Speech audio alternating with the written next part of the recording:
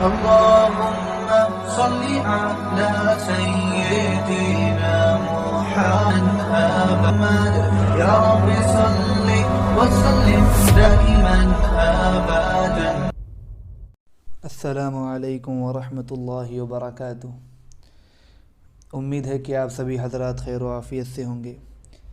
جیسا کہ آپ سبھی حضرات کو معلوم ہے کہ آج ہمارے سیرت مبارکہ کی سیریز کا سب سے پہلا دن ہے، اور انشاءاللہ ایک کے بعد دیگر ہم سیرت مبارکہ میں سے آپ صلی اللہ علیہ وسلم کی زندگی کے مختلف پہلوؤں کو لیں گے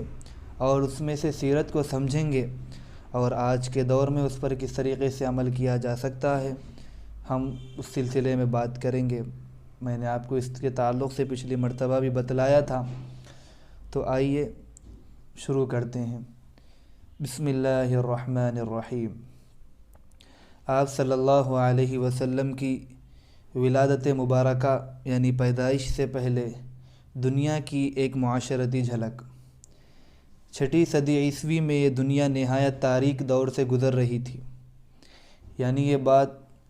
6 سینچری کی ہے. شرک و بت پرستی تو عام ہو چکی تھی، انسانیت کا نام و نشان بھی مٹتا جا رہا تھا. غیرت و حمیت نابود ہو چکی تھی. فتنہ و فساد، قتل و غارت گری طبیعت ثانیہ بن گئی تھی. شرافت و نجابت دم توڑ رہی تھی. امیروں کی غریبوں پر اور طاقت والوں کی کمزوروں پر حکومت چل رہی تھی. انصاف نے بھی عاجز ہو کر ظلم کے آگے شکست قبول کر لی تھی. اسباب کو ارباب کا درجہ دے دیا گیا تھا. خیالی تصویروں، جھوٹے معبودوں، درختوں، پتھروں اور جانوروں، حتیٰ کہ کیڑے مکوڑوں تک کی پوجا کی جانے لگی. شراب اور جوا ان کی گھٹی یعنی عادت میں پڑا ہوا تھا. لڑکیوں کو زندہ دفن کر دینا، قافلوں کو لوٹ لینا، معصوم و بے گناہ افراد کو قتل کر دینا، رائی کا پہاڑ بنا کر بات بات میں جھگڑتے رہنا ان لوگوں کا محبوب ترین مشغلہ بن گیا تھا، جس کی وجہ سے معمولی لڑائیوں کو برسوں کی جنگ میں تبدیل کیا جا رہا تھا. جہالت و ناخواندگی عام ہو چکی تھی، یعنی ہر طرف جہالت اور علم سے دوری ہو چکی تھی. مالدار اور حکمراں لوگ لوٹ کھسوٹ اور ظلم و زیادتی کے ذریعے عیش و عشرت کرنے میں حیوانیت اور جانوروں کی حدوں کو پھاند چکے تھے. ان حالات سے بیزار ہو کر عام لوگ شہری مصروفیات یعنی شہر کے جو کام کاج ہیں ان کو چھوڑ کر صحراؤں اور جنگلوں میں نکل جانے اور عبادت خانوں میں پناہ لینے پر مجبور ہو گئے تھے. کہیں غریبی اور معاشی تنگی کے خوف سے بچے قتل کیے جا رہے تھے، اور کہیں قرضے چکانے کے لیے انہیں بیچا جا رہا تھا. کسی جگہ شوہر اپنی بیویوں کو جوے میں ہار رہے تھے. عورت کی قیمت گھر کے ساز و سامان سے زیادہ نہیں رہ گئی تھی. کبھی وہ کسی سے خوش ہو کر اس کو تحفے میں دے دی جاتی تو کسی وقت وراثت میں منتقل ہو جاتی تھی. بہادری، جفاکشی، ہمت و عزیمت جیسی صلاحیتیں ان لوگوں میں موجود تو تھیں، مگر یا تو وہ حاکموں کے ظلم تلے دبی ہوئی تھیں یا پھر خاندانی برتری جتانے میں اور فخر و غرور جیسی مذموم حرکتوں میں استعمال ہو رہی تھی. مختصر یہ کہ انسانیت جہالت و ضلالت کے محیط سائے تلے کراہ رہی تھی، اور بد کرداری و بد اخلاقی کی گھٹا ٹوپ تاریکی اس پر چھائی ہوئی تھی. سامعین کرام، آپ نے ابھی آپ صلی اللہ علیہ وسلم کی ولادت سے پہلے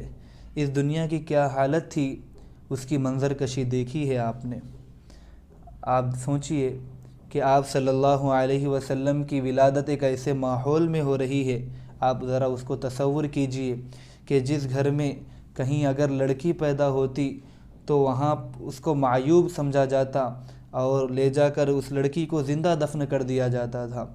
آپ دیکھیے کہ عورتوں کی گھر کے ساز و سامان سے زیادہ اہمیت اور قیمت نہیں رہ گئی تھی. آپ صلی اللہ علیہ وسلم کے آنے کے بعد عورتوں کو ان کے حقوق ملنے لگے، اور آج دنیا یہ کہہ رہی ہے کہ اسلام نے عورتوں پر ظلم کیا ہے، اسلام نے لوگوں پر ظلم کیا ہے. حضرات کرام، یہ بات بالکل غلط ہے. اسلام نے تو آ کر لوگوں کو ان کے حقوق دیے ہیں. یہ حالت جو میں نے آپ کو ابھی بتلائی ہے یہ صرف عرب کی نہیں ہیں بلکہ عجم یعنی عرب سے ہٹ کر جتنے بھی علاقے ہیں ہر طرف یہی ماحول تھا، یہاں تک کہ ہمارے اس بر صغیر ایشیا میں بھی یہی حالت تھی کہ یہاں پر ذات پات کا نظام لایا گیا، جس کی وجہ سے اونچی ذات والا نچلی ذات والے پر ظلم کرتا اور نچلی ذات والا اس ظلم کو سہتے سہتے تھک کر شہر کو چھوڑ کر جنگل میں چلے جانے پر مجبور ہو جاتا۔ انہی لوگوں کو ہم دیکھتے ہیں کہ آدیواسی کہا جاتا ہے۔ الغرض آپ صلی اللہ علیہ وسلم کو اللہ تعالیٰ نے اس دنیا میں تمام انسانیت کے لیے بلکہ تمام کائنات کے لیے رحمت بنا کر پیدا کیا ہے اور رحمت بنا کر اللہ تعالیٰ نے بھیجا ہے۔ آپ دیکھ سکتے ہیں کہ ان حالات میں جہاں پر شراب نوشی عام ہیں، جوا عام ہے، ایسے ماحول میں آپ صلی اللہ علیہ وسلم کی ولادت کا ہونا اور وہاں پر ایک نئے سرے سے لوگوں کے نفوس پر اور لوگوں کے ذہنوں پر اور لوگوں کی عادتوں پر کام کرنا اور ان کو برائیوں سے اندھیروں سے نکال کر روشنی کی طرف اور اچھائی کی طرف لانا کتنا مشکل کام تھا، مگر اللہ تعالیٰ نے اپنے فضل و کرم سے اپنے محبوب کو اتنی طاقت دی تھی کہ انہوں نے چند ہی دنوں میں بلکہ چند سالوں میں اس دنیا کا نقشہ ہی بدل کر رکھ دیا۔ آپ دیکھ سکتے ہیں کہ اللہ کے نبی صلی اللہ علیہ وسلم نے صحابہ کے اوپر محنت کی اور ان سے یہ ساری چیزیں جو مکہ والوں کی عادت بن چکی تھی ان عادتوں کو چھڑایا۔ عرب کے اندر ایک انتہائی جہالت تھی، اللہ کے نبی صلی اللہ علیہ وسلم پر جو سب سے پہلے وحی نازل ہوئی وہ یہی تھی، اقرأ بسم ربک الذی خلق، کہ اللہ کے نبی صلی اللہ علیہ وسلم کو سب سے پہلا جو حکم دیا گیا وہ پڑھنے کا حکم دیا گیا۔ میرے عزیز ساتھیوں، اسلام کا اس دنیا میں آنے کا مقصد صرف یہی ہے کہ کمزور کو اس کا حق ملے اور طاقتور کسی پر ظلم نہ کرے، ظالم کو اس کے ظلم کی سزا ملے اور مظلوم کو اس کا حق ملے، عورتوں کو ان کے حقوق دیے جائیں، یہاں تک کہ اسلام کے آنے سے پہلے عورتوں کو ان وراثت میں حصہ تک نہیں دیا جاتا تھا۔ آپ ہمارے اس ملک کے ماضی کو دیکھیے کہ کس طریقے سے عورتوں کو ان کے حقوق سے بے دخل کیا جاتا تھا، مگر جب سے اسلام آیا ہے لوگوں نے دیکھا ہے کہ اسلام نے عورتوں کے لیے بھی وراثت کے اندر حصہ رکھا ہے۔ اور آپ نے یہاں پر سنا ہے کہ اللہ کے نبی صلی اللہ علیہ وسلم کے اس دنیا میں تشریف لانے سے پہلے کہ اس دنیا کی یہ حالت تھی کہ لوگ سورج سے لے کر چھوٹی چونٹی تک بھی ان کی پوجا کرنے میں تھے، یہاں تک کہ لوگ الگ الگ قبیلوں میں بڑھ چکے تھے، الگ الگ خاندانوں میں بڑھ چکے تھے، الگ الگ مذہبوں میں بڑھ چکے تھے، ہر ایک کا ایک الگ مذہب تھا، ہر ایک کا ایک الگ خدا تھا، مگر اسلام جب آیا تو لوگوں میں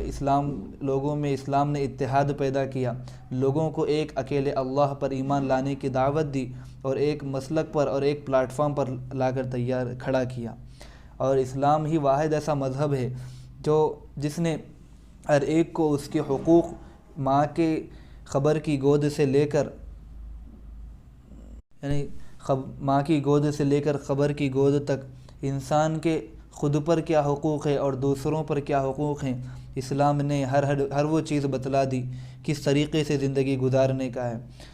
عرب کی جاہلیت کا آپ اس بات سے اندازہ لگا سکتے ہیں کہ جب مسلمان عرب میں مکہ میں پریشان ہو گئے اور وہاں پر ان کا رہنا دوبھر کر دیا گیا اور ان کو طرح طرح کی تکلیفیں دیے جانے لگیں، تو چند مسلمان مرد اور چند مسلمان عورتیں ہجرت کر کے حبشہ جانے کے لیے مجبور ہو گئی، اور وہاں کا جو بادشاہ تھا نجاشی تھا وہاں بھی مکہ کے سردار پہنچ گئے اور مسلمانوں کے خلاف بادشاہ کے ذہن کو بنانے کی کوشش کرنے لگے، مگر حضرت جعفر طیار رضی اللہ تعالیٰ عنہ نے اس وقت جو تقریر کی اور اسلام کی جو وہاں پر تعریف بیان کی، آپ ان الفاظ سے اندازہ لگائیے۔ جعفر طیار رضی اللہ تعالیٰ عنہ فرماتے ہیں، ایھا الملک، اے بادشاہ، ہم سب جاہل و نادان تھے،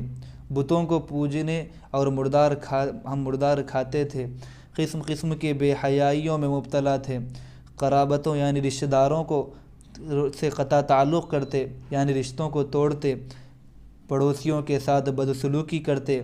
ہم میں جو زبردست یعنی طاقتور ہوتا وہ یہ چاہتا ہے کہ کمزور کو کھا جائے۔ اسی حالت میں تھے کہ اللہ تعالیٰ نے ہم پر اپنا فضل فرمایا، ہم میں سے اپنا ایک پیغمبر بھیجا جس کے حسب و نسب اور صدق اور امانت اور پاک دامنی اور عفت کو ہم خوب پہچانتے ہیں۔ اس نے ہم کو اللہ کی طرف بلایا، ہم اس کو ایک مانیں اور ایک جانیں اور ایک سمجھیں، صرف اسی کی عبادت اور بندگی کریں، اور جن بتوں اور پتھروں کی ہم اور ہمارے آبا و اجداد پوجا کرتے تھے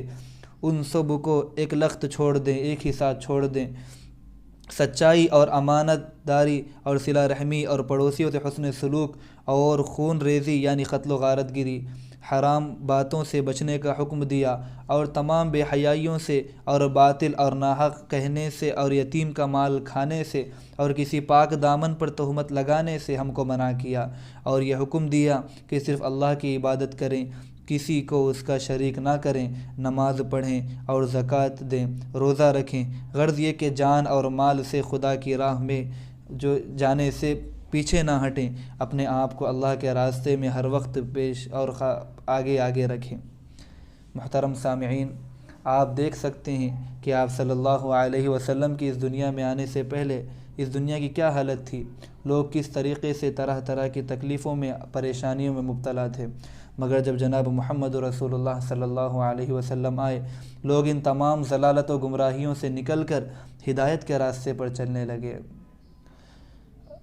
مولایا صلی وسلم دائما ابدا علی حبیبک خیر الخلق کلہم۔ السلام علیکم ورحمۃ اللہ وبرکاتہ۔